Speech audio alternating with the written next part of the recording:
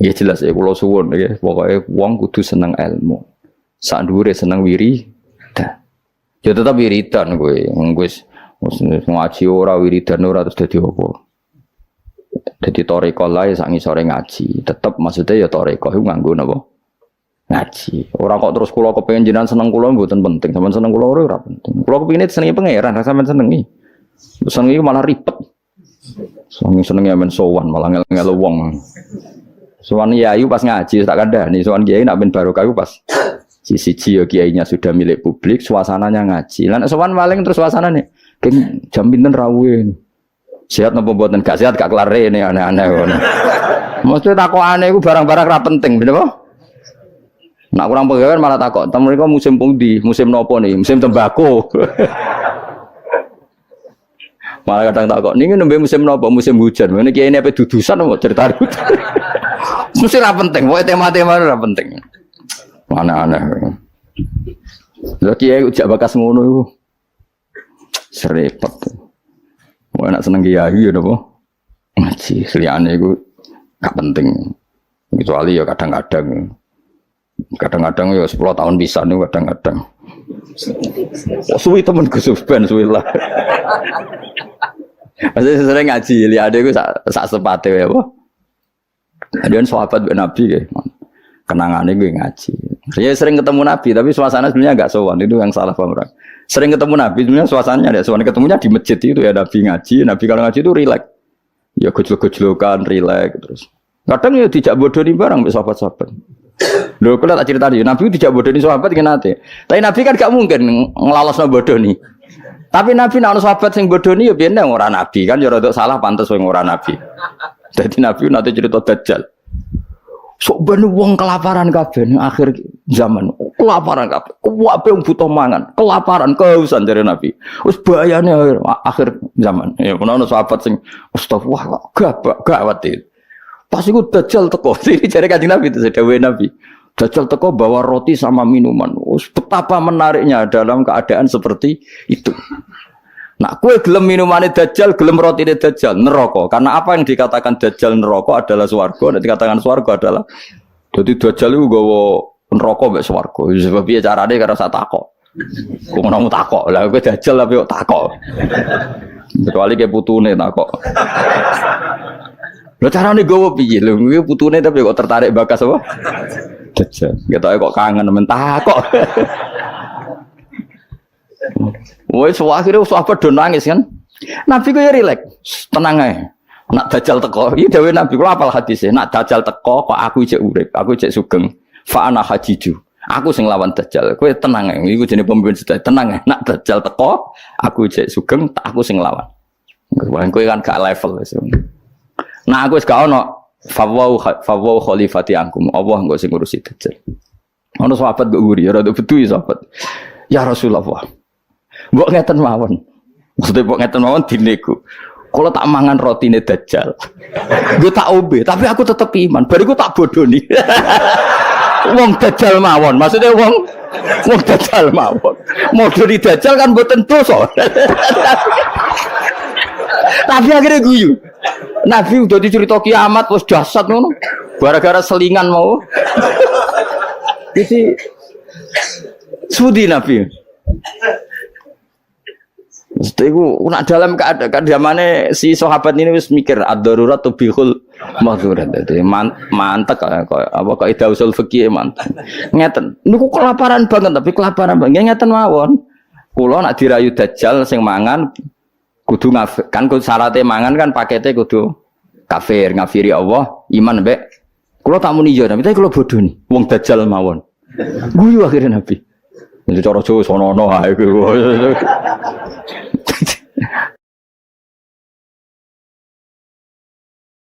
Jadi jangan kira Nabi itu terus wong sowan itu mboten, maksudnya itu ya sering ketemu tapi tidak sowan karena Nabi memang miliknya umat. Jadi kalau ketemu ya di Sufah itu teras masjid. Kadang Nabi hanya ngendikan Abu Bakar sama Umar, terus sahabat do cerita macam-macam zaman jahiliyah. Zaman jahiliyah itu nah cerita lucu-lucu kan. Kowe yang dhisik sing ngefly nganti nuatku ngono. Oh ora aku kowe sing marah-marahi.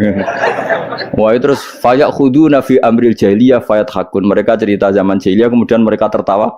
Terus Nabi wayat hakum mimayat hakun. Nabi akhirnya ikut tertawa. Ya rileks gitu. Jadi rokok terus yang dalamnya Nabi ganggu suasana keluarga istri anak itu ndak, ketemunya di sofa itu di teras. Jadi akhirnya Nabi ketika di dalam benar-benar terjaga privat di dalam. Makanya la tadkhulu buyutan Nabi illa ayu dan alakum. Jangan sowan Nabi kecuali dapat izin, karena kalau sudah di dalam itu milik keluarga. Tapi kalau keluar beliau milik publik. Maksud disebut walau annahum sabaru hatta takhruja ilaihim lakana khairal lahum. Mereka sabar menunggu Nabi keluar, terus Nabi keluar di teras masjid, ya sudah, kalau sudah di teras masjid berarti milik publik. Terus mereka tanya-tanya, diskusi, terus Nabi ya guyon, santai. Termasuk ketika cerita Dajjal mau dinyang. Kalau keadaannya seperti itu ya Rasulullah, kenapa kita tidak makan saja dulu?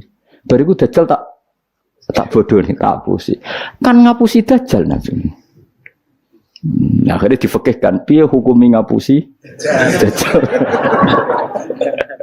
Jadi ya riang, jadi di sini ya riang, yo rileks. Ya karena tadi ya Pak, ya karena tadi memang kesalahan sahabat itu ya rileks. Tapi saya ulang lagi itu di sufah, bukan di dalam. Di mana? Di sufah. Di sufah itu teras masjid. Itu Nabi kalau sudah di situ rileks sekali karena ya sampai macam-macam sampai pertama di syariat none celono, ngerti ke celono, sarawil itu celono, itu gara-gara itu. Nabi bening masjid itu kadang sahabat keturun terus yufdi farjahu ila sama. Senabi itu kocong katoan deh cung Nabi Ibrahim. Nah posisi turu aja ngene teng yufdi farjahu ila sama. Ya tentu kowe ora usah bayangno Nabi roh ya ora. Nabi ku ya ora pirsa detail tapi ngerti arahe. Tentu Nabi tidak berso itu, maksudnya tidak berso auratul rojul tidak berso, tapi tahu kelakuan ngono iku akan menjadikan yufdi farjahu ila sama. Terus Nabi ngetikan misalnya layat taki wahadum gak ada, layanum wahadum gak ada. Akhirnya semenjak itu disyariatkan celana besar-besaran sampai Nabi ngetikan sarawil itu libasu abikum Ibrahim, karena pertama penemu celana itu Nabi siapa?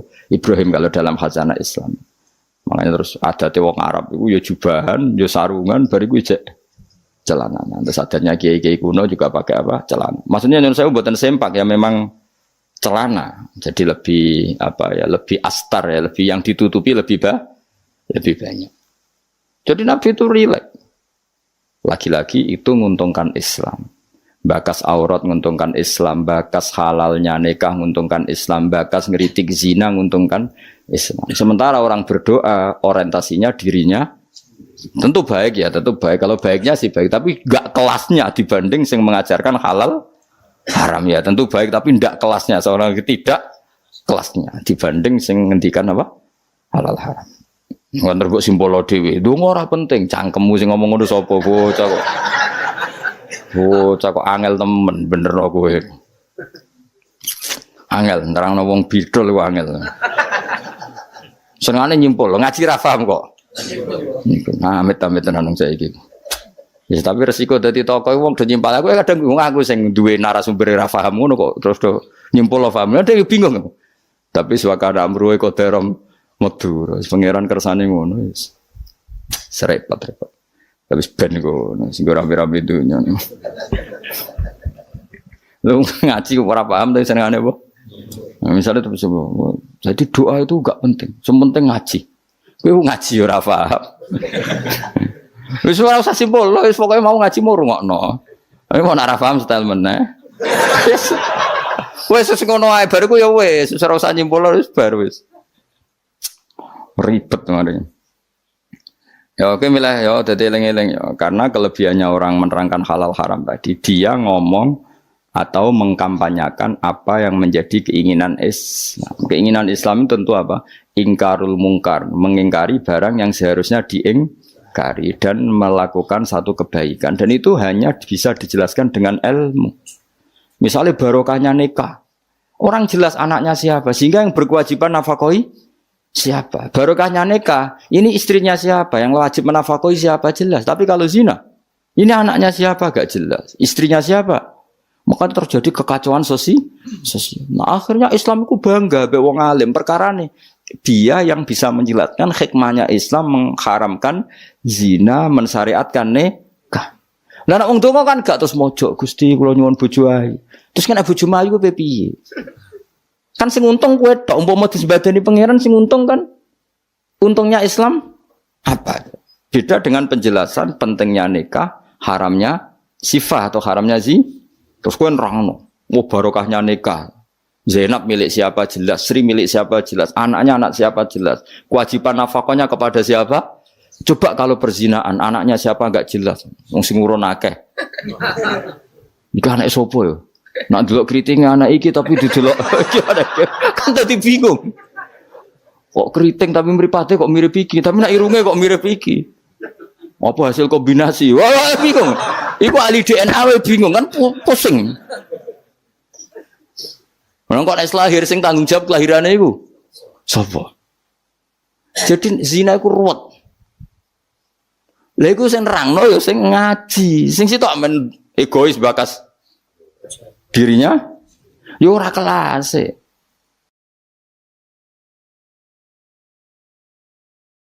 Bang ya. Awas kena mbok simpul to. Cara Gus Pak donga ora penting mbahmu sing ngomong ngono wis apa. Senengane hok. Bahkan ke grup apa mah.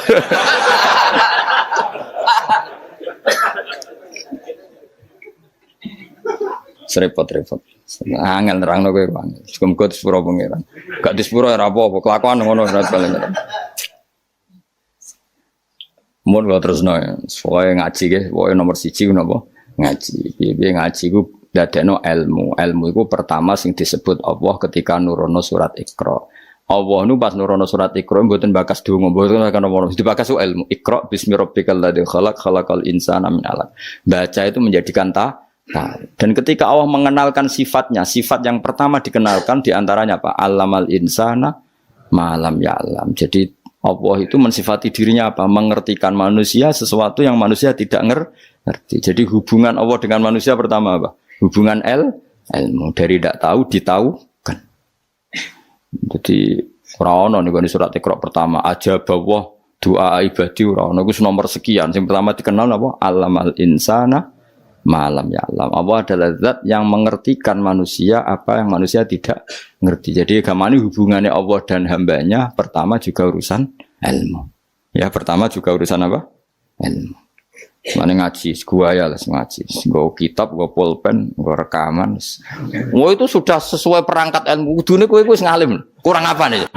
Kitab gua, pulpen gua rekaman, ngaji mbek wong alim. Kurang apa nih? Enggak ada masalah dalam sehnya. Berarti masalah ada pada siapa coba? Loh, umumnya kiai itu kan kadang masalah dengan gurunya, ini kan tidak ada masalah.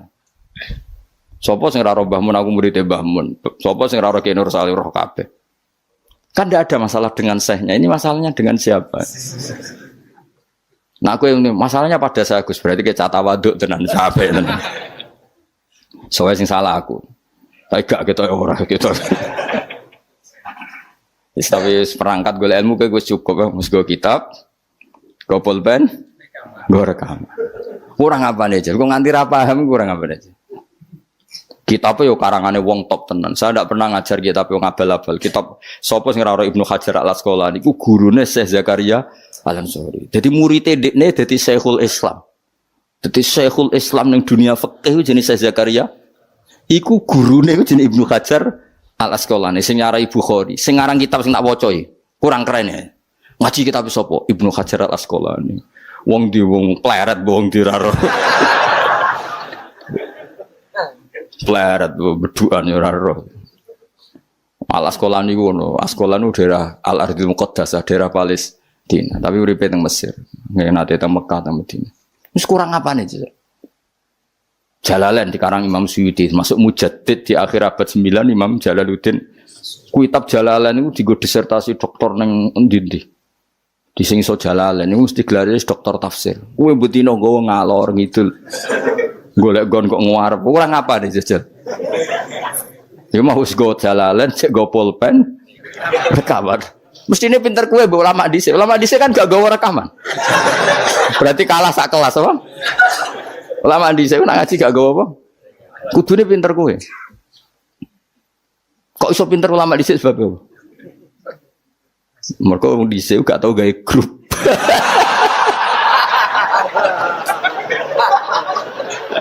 Oh, nah. Oh, ngaji ra paham. Ngaji kok amen. Nggih, masyaallah ya Allah, samit amin. Men kenalan wis. Serabo apa zaman akhir wis. Arasane silaturahim. Mempererat tali apa? Repot. Ya, yang jelas itu kalau kulinakno ojo disimpulno. Mergo kesimpulan itu subjektif. Jadi misalnya gini ya, beda ya.